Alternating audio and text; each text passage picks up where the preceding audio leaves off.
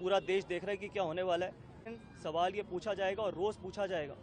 ಸ್ನೇಹಿತರೆ, ಬೆಂಗಳೂರಿನ ಚಿನ್ನಸ್ವಾಮಿ ಕ್ರೀಡಾಂಗಣದ ಬಳಿ ಕಾಲ್ತುಳಿತದಿಂದಾಗಿ 11 ಜನರು ತಮ್ಮ ಪ್ರಾಣವನ್ನ ಕಳೆದುಕೊಂಡ ಬೆನ್ನಲ್ಲೇ ಈಗ ಗೌತಮ್ ಗಂಭೀರ್ ಅವರು ಆರ್ಸಿಬಿ ತಂಡವನ್ನ ತರಾಟೆಗೆ ತೆಗೆದುಕೊಂಡಿದ್ದಾರೆ.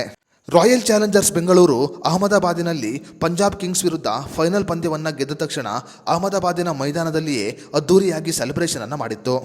ನರೇಂದ್ರ ಮೋದಿ ಸ್ಟೇಡಿಯಂನಲ್ಲಿ ಅದ್ದೂರಿಯಾಗಿ ಸೆಲೆಬ್ರೇಷನ್ ಮಾಡಿದ ಆರ್ಸಿಬಿ ತಂಡ ಮತ್ತೆ ಬೆಂಗಳೂರಿಗೆ ಬಂದು ಸೆಲೆಬ್ರೇಷನ್ ಅನ್ನು ಮಾಡುವ ಅವಶ್ಯಕತೆ ಇರಲಿಲ್ಲ. ನಿಮ್ಮ ಸೆಲೆಬ್ರೇಷನ್ನಿಂದಾಗಿ ಈಗ 11 ಜನರು ತಮ್ಮ ಪ್ರಾಣವನ್ನು ಕಳೆದುಕೊಂಡಿದ್ದಾರೆ. ಅವರ ಸಾವಿಗೆ ಯಾರು ಹೊಣೆ ಅಂತ ಈಗ ಗೌತಮ್ ಗಂಭೀರ್ ಅವರು ಆರ್ಸಿಬಿ ತಂಡಕ್ಕೆ ಪ್ರಶ್ನೆಯನ್ನ ಇಟ್ಟಿದ್ದಾರೆ. ನನ್ನ ಪ್ರಕಾರ ಯಾರೂ ಕೂಡ ರೋಡ್ ಶೋಗಳನ್ನು ನಡೆಸಬಾರದು. ಅದೇ ರೀತಿಯಲ್ಲಿ ಆರ್ಸಿಬಿ ಕೂಡ ರೋಡ್ ಶೋ ನಡೆಸದಿದ್ದರೆ 11 ಜನರು ತಮ್ಮ ಪ್ರಾಣವನ್ನು ಕಳೆದುಕೊಳ್ಳುತ್ತಿರಲಿಲ್ಲ.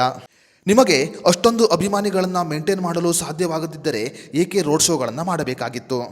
ಚಿನ್ನಸ್ವಾಮಿ ಕ್ರೀಡಾಂಗಣದಲ್ಲಿ 11 ಜನರು ತಮ್ಮ ಪ್ರಾಣವನ್ನು ಕಳೆದುಕೊಂಡಿದ್ದಾರೆ.